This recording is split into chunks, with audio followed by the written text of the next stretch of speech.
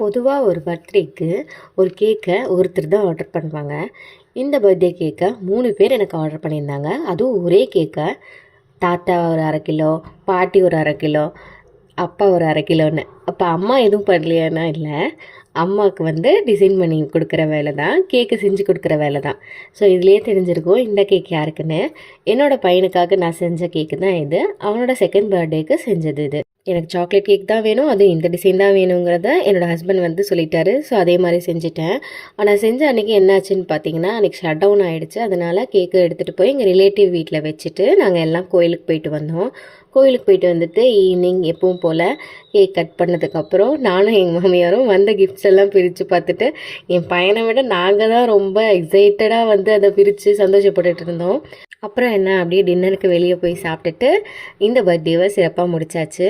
இதே மாதிரி இன்ட்ரெஸ்டிங்கான விளாக்ஸ் பார்க்கறதுக்கு என்னோட சேனலை மறக்காமல் சப்ஸ்கிரைப் பண்ணிக்கோங்க. பாய். நெக்ஸ்ட் விளாகில் பார்க்கலாம்.